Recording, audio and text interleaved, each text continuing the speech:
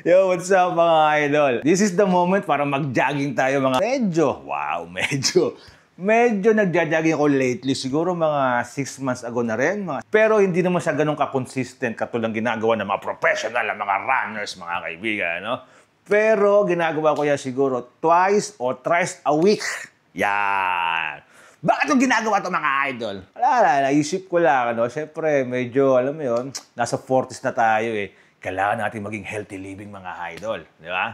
And, libangan na rin, unwind. Maiba na mga activities. At syempre, para sa katawan natin yung mga idol. Una, hindi ko pa nga inaano yung mga kilometers. Wala ko alam dyan. Hanggang ngayon naman, wala ko alam sa mga bagay-bagay na yan. Pero ang ginagawa ko lang usually mga idol, tumatakbo ako o moderate jogging. Yan. Takbong mayaman. Yan. Hindi takbong snatcher. Yan. Very moderate lang tayo tumakbo. Lalo ngayon, alam mo naman sa Barcelona ngayon, mainit na. Kaya pumipili tayo ng place, mga kaibigan, yung maraming puno, yan.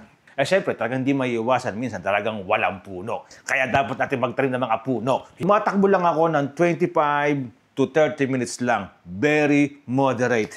Umabot ako ng mga 33 minutes eh. Pero nag-stop ako. Hindi dahil sa parang pagod na ako o hindi dahil sa nahihilo na ako or something. Parang wala lang. Parang ayoko lang i-push yung limit ko. Yan. Pero parang mali yata yung ganun. Push yourself to the limit. Yan. Tama ba yung pinagsasabi ko? Pero mga kaibigan, samahan nyo muna ako bago tayo mamasyal. Together with the gang. Pero hindi gang. Kaibigan, jogging muna tayo. Pampakalma, pampakondisyon, pamparelak. Alam mo na. Yato sabes. Yung ginagamit kong sapatos, pero actually, itong sapatos na to, mga idol, 3 years ago, ko pa siya binili. Hindi dahil sa gusto kong tumakbo ng mga panahon na yon. Hindi dahil sa athletic ako ng mga panahon na yon. Hindi dahil gusto kong mag-healthy living ng mga panahon na yon. Wala lang, nagustuhan ko lang yung forma niya. At ngayon, ginagamit ko na siya pang jogging mga idol. And this is the Puma. Yes, sir. Luma na, bili mo 3 years ago. Actually, hindi ko nga siya sinusuot nung una. Wala lang, sinusuot ko lang siya pag summer dito. Pero sabi ko, wow! Pwede siyang pang-jogging. At sa tingin ko, yung forma nito is pang-jogging. Kasi magaan, napaka-comfy. Wow. At hindi sasakit ang mga paa mo, mga idol. Luma-luma na. Yan, At syempre, baka naman, may magpa-sponsor. Gamit din tayo ng sombrero. Yan. Red Bull. Mga kaibigan, hindi sponsor ng Red Bull to o ng Puma to, Pero baka sakali, mga idol, baka gusto nila, why not? Kasi gustong-gusto ko itong gantong style kapag nagja-jogging, gantong sombrero. Kasi malambot, saktong-sakto sa ulo ko. Komportable. So mga idol, let's G!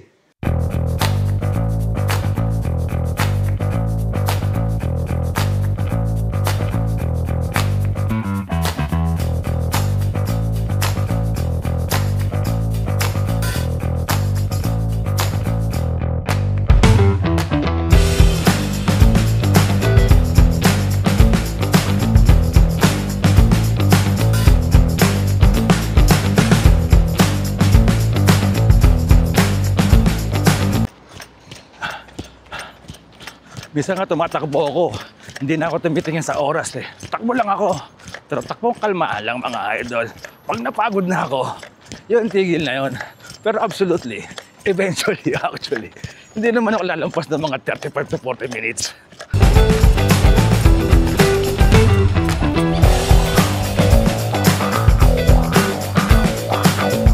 Bakit ko nagustuhan yung pagtakbo? Actually, pagtakbo mahirap eh. Kasi hingal, pagod, nakakapawis, init, lalo ngayon summer dito. Pero Brad, kapag natapos ka ng tumakbo, yung paghinto mo, yun yung pinaka-the best sa lahat. Yung pakiramdam na natapos mo yung 5 kilometer, tapos yung katawan mo para ang sarap sa pakiramdam. Wow, kakaiba yun. So mga idol, takbo muna ako. Kasi ang hirap para magtumakbo habang nagbablog ka. Tigil ka ng tigil. So mga idol, mamaya kita-kits. Yeah!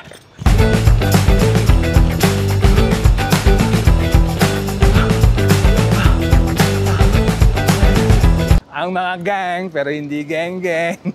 Magdadagat lang tayo, ba't formang-forma pa kayo? Ano? Ang sinasabi ni Mami, just in case, yan. Na may mapuntahan na, alam mo yun, na kailangan mong medyo elegant, casual, yan. Casual ang pormahan mo. Ready. Girl Scout ba? Yan. Pero this time mga idol, pupunta muna tayo sa aking kapatid, kay Lian Ruth. Tayo magme-merienda at sagot daw niya. Sana all. Talagang plano namin maggala ngayon. Tapos, huli na yung swimming. Siyempre, pag magsiswimming ka, naka-backpack ka dapat. Dala mo rin siyempre yung mga gamit na pandagat. Pang-miming ba? Yun yung 99 cheesecake kung saan 99 cents lang yung cheesecake. 99 cents. Oh, this one.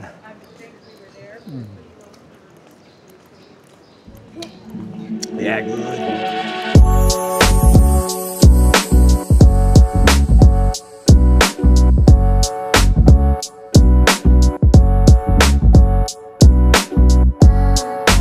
Nagmerienda kami sa trabaho ng aking kapatid na si Lian Rose, also known as Lian Ruth.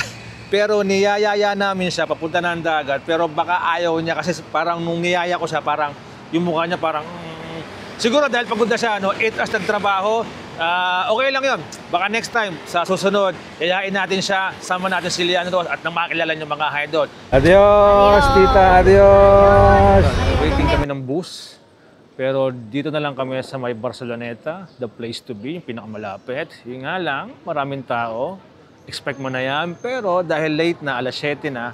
Pero kasi ang plano namin ngayon talagang sa labas ng Barcelona, kaya lang late kami nagising. So, kailangan talaga maaga kang aalis para makapunta ka sa mga dapat mong puntahan, sa mga gusto mong puntahan. And dito lang kami sa Barceloneta. Chichilax lang ng konti, alas 7 na, late na. Yeah. Nakikita ko na naman yung dagat, mga idol. Pa mo ng bus, mga 5 minutes lang eh. Lakad lang, pwede na. Yes, sir.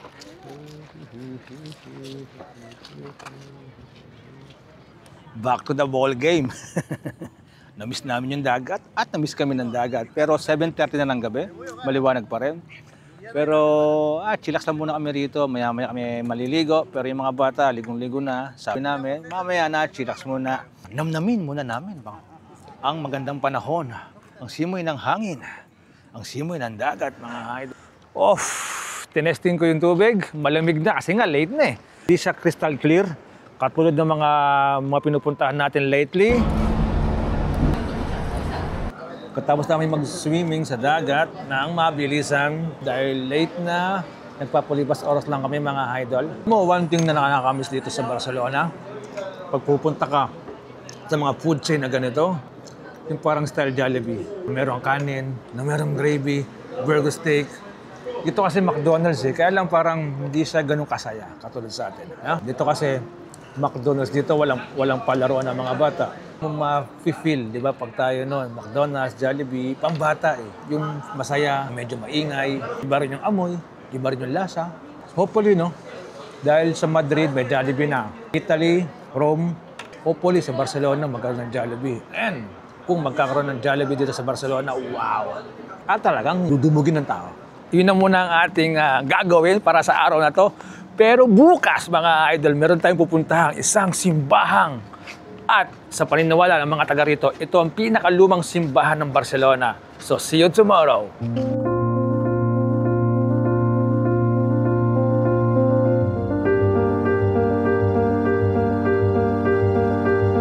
Hey mga idol, andito kami ngayon together ng Arch Trivia Family. Yung simbahang kahapon sinabi ko sa inyo, ayon sa mga historian, ayon sa mga taga rito, ito daw ang posibilidad na ang simbahang pinakamatagal na sa Barcelona. At ito din ang simbahang pinakamatagal at well-preserved. Na-build ito noong taong 950 raw. 9 950. Budi mo naman gano'ng katagal yun. Ito yung simbahan ng San Pau del Camp. Dito yan sa Barrio Raval sa Barcelona, mga idol. Noong 21 ng Agosto, 1981, kung saan taon ako'y pinanganak, binaha daw itong simbahan na to ng ganito kataas. Kung mga 5'6" and a half ako, mga 5'7", 5'8" ang itinaas ng tubig kasi nakatungtong pa ako sa semento. Mga 5'8" ang tinaas nung baha noong 1981. 11:45 ng gabi. Wow! Papakita ko sa inyo kung gaano kaganda.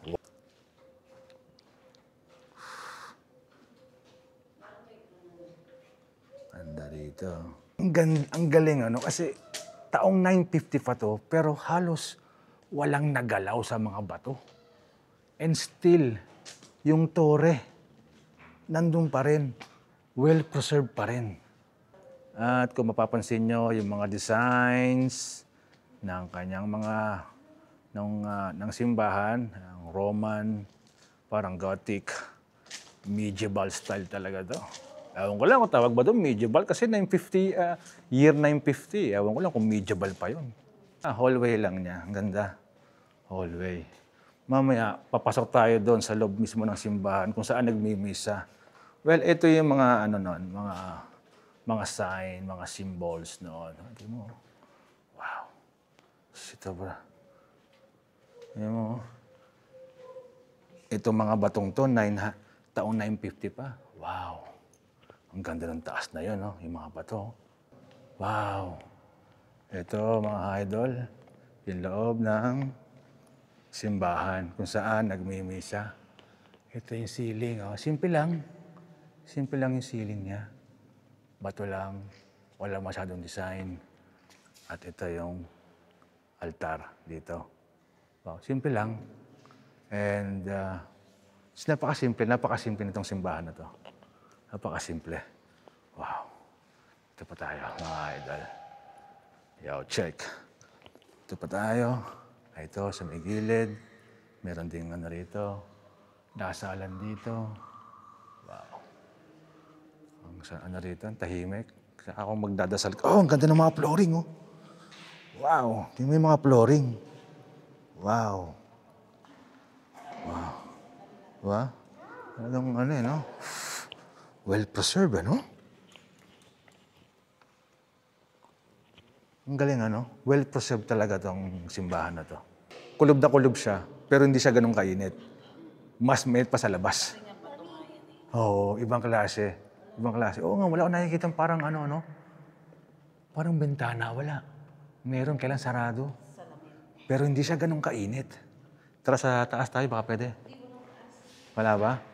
So, maliit lang mga idol. Maliit lang siya. And akala ko pwede pag tumaas, pero hindi na.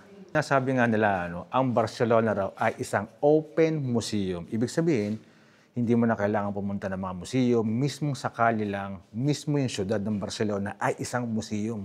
Dahil sa yaman ng kultura at sa yaman ng kasaysayan nito. Wala kaming binayad dito, pero kung pupunta kayo rito, 6 euros ang bayad sa mga adults, sa mga bata libre. Libre kami, wala kaming binayad. Mamaya, mga idol, i-reveal ko sa inyo kung bakit kami nakakakuha ng mga free tickets o free entrance sa mga museum. Mamaya, i-reveal ko sa inyo. Okay. So, kung saan nagmimisa, dito yung entrance pala. Ito yung entrance. So, pwede raw, sabi ni Mami, pwede daw minsan nagkakasal, binyag, mga events dito. Kasi nga, ang ganda, every mo, year 950 pa to. Linis dito, nalinis, Malinis, Wow. May nagtapon pa ng bottled water, Tapon nga natin to, ayan, May nag-iwan pa ng bottled water, Mga tao talaga, Sumisira ng kalikasan, mga idol. Ito naman yung parting likod ng monasteryo, ng simbahan. Linis, ganda. Isa ganun kalaki yan, maliit lang siya. Pero yung history behind this, pare, yun ang matindi doon. Yung may mga bato. Wow. Diba? So mga kaibigan, yun lamang pinakita ko sa inyo. At maaga pa, pasyal pa tayo. Halimbawa, mapupunta kayo ng Barcelona, at naghahanap ka ng mga tapas. Yung tipiko, mura, brad, Dito ka sa Calle de Blay. Dito yan sa may parallel, brad. Merong piso.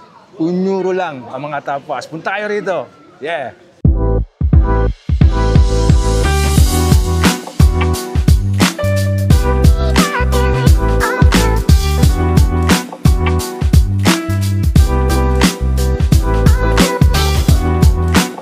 yung mga in-order namin. So, bawat stick, may katumbas na presyo yan. Merong 1 euro, merong 150, 190, at merong 250 euros.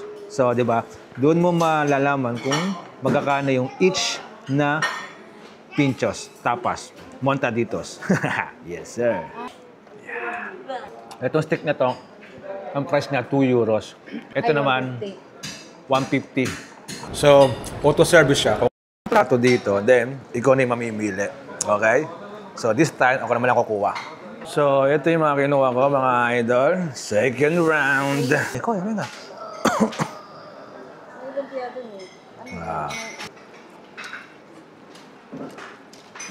Yung tapas, mga idol, yan yung parang street food dito sa Spain. Medyo crunchy yung tinapay, medyo matigas.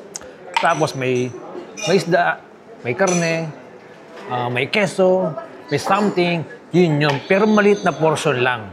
Yung tinapay niya, pangalan ng baguette na in-slice na maliit.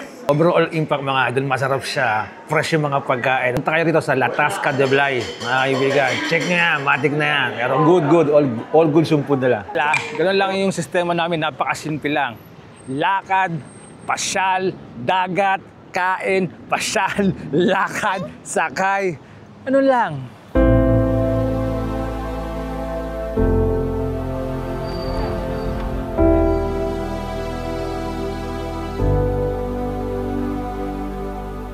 Explain ko sa inyo kung bakit kami nakakakuha ng mga discounts sa mga train station, sa mga museum, sa mga amusement park, bus station. Kasi si Ate Angeline, meron siyang autism. So, nung bata siya, nung maliit siya, hindi pa namin napapansin. Pero lumalabas na yung mga symptoms niya, no? Na, ayun nga, meron siyang autism. Pero nung una, hindi kami makapaniwala kasi parang wala naman eh, parang normal na bata, yung itsura niya, normal. Pero suddenly, napansin din namin kasi hindi po siya nagsasalita at the age of 5 years old. Parang ganon, hindi siya nagsasalita. Tapos, alam mo yung mga symptoms ng mga autism, later on, i-explain ko sa inyo, pakunti-kunti, ano? Ano yung mga napansin namin kay Ate Angeline no, nung maliit pa siya.